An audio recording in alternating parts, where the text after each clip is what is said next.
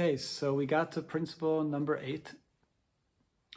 Before we begin, some thoughts came to mind about some of the concepts that we were discussing until now.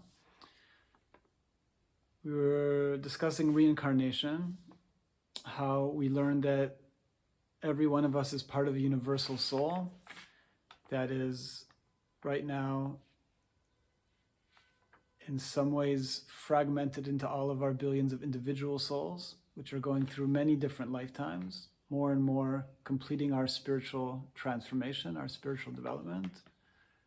We learned that every lifetime that we're in is divinely orchestrated to help our soul to reach its next level of spiritual development, until eventually all the souls, all the aspects of our universal soul have completed our transformation and are ready to go to all the magnificent divine experience that we are destined to come to.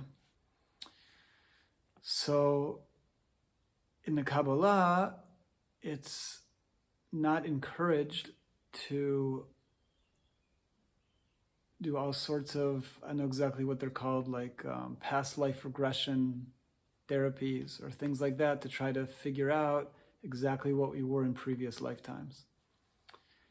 Because we learned that everything that we need to know for our transformation right now is right here and right now, is right in front of us.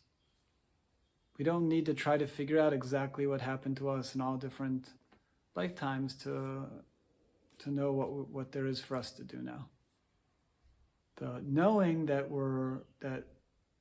we've gone through many different lifetimes, and there's a process that's going on much bigger than we see in front of us now, is an important part of the puzzle to understand what's going on in the biggest picture. But the idea is that we don't need to try to figure out what was going on with us in other lifetimes, just to know that we're part of something much bigger, and that everything we're going through now is also connected in much bigger ways than we could imagine. Also, the concept of reincarnation helps us realize that we really can't judge anybody as to we can't be judgmental to anybody, because we could see somebody that looks very, very coarse, not a good person, doing a lot of bad stuff. And of course, we need to, anything that's going on bad in the world, we're here to fix it and not to let just bad stuff happen. But as far as judging the person themselves, that person may have gone through already many different lifetimes, has completed their soul to very high levels, reached very high levels of unconditional love. And to make that final transformation that they need to make, they were put into a lifetime with very difficult character traits, very egoistic, very harsh things to work with. And they're being able to work through that right now is what's going to finish their entire soul work. Whereas somebody else might seem to us that they're a very righteous person and doing all these wonderful things, but in the bigger picture, that soul may have gone through many different lifetimes and hasn't done a thing. And so needed to be put into with character traits right now that are already very refined, just to try to help that soul to move a little bit. So making an extreme kind of example here, but the idea is that we really can't judge where anybody's holding, because everything that we're seeing right now in our lives is the outer stage of souls that are in the process of going through their spiritual development. So the idea is to try to be looking at every person as try to realize that every person is a divine soul, something so exalted we can't even dream of. And doesn't mean that that there's excuse for people to be doing, anything that's not good, and we're here to fix the world, fix ourselves.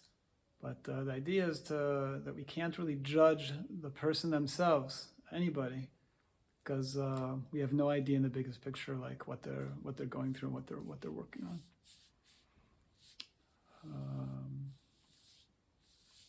Another thought that came to mind was that we were discussing about the 4 stages in the last section, and the final stage that we're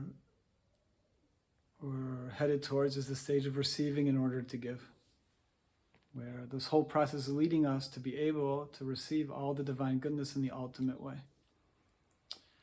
But if all of our spiritual work and everything that we're doing is only in order to get to that final stage, so then all of our spiritual work is still rooted in self-interest.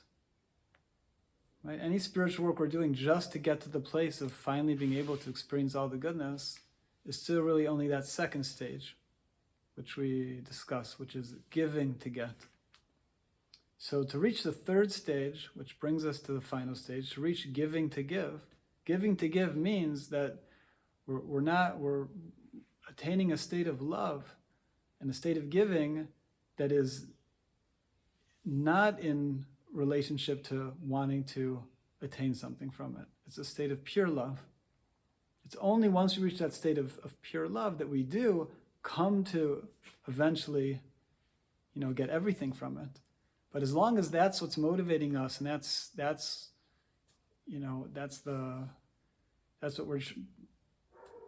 what we're focused on, is then that's not what we're talking about. Right? It's laying us out the biggest picture of what we're headed towards, but before to get there, we have to actually get to a place where our love is unconditional, is not focused on we're focused on actually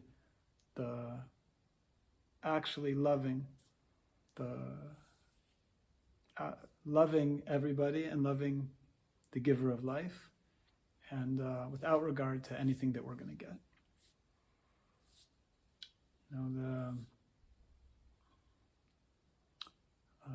The Rebbe Gottlieb, who's writing the material that we're learning here, and I've been very privileged to be learning with for many years. So his Rebbe was Rebbe Baruch Shalom Alevi Ashlag, the son and student of the Bala Sulam. And I heard Rebbe Gottlieb say once that Rebbe Gottlieb merited to learn by Rebbe Baruch Shalom, his Rebbe, for I think it was 17 years straight. He was by him constantly. And Rebbe Gottlieb said that he never heard Rebbe Baruch Shalom once talk about the afterlife. Now, when I heard that, it was really surprising. We're learning about what everything is headed towards, how we're way beyond this physical material world, how we're eternal beings and what we're headed towards. And the idea was that, of course, that's what we're headed towards, and the Kabbalah is describing it for us. But what's going to be is going to be. The whole concentration is what's happening right now. How are we connecting right now to all of the divine goodness? It's going to be so good we can't even dream of it. But the idea is how are we connecting right now? Right? What's right now disconnecting us from the goodness? So here we have the huge spiritual master, the Rabbi Baruch Shalom, and in all of his learning of Kabbalah, and it was It was focused only on right here and right now, and how we can try to connect and grow in this moment. Okay, so we'll end for now and continue next time.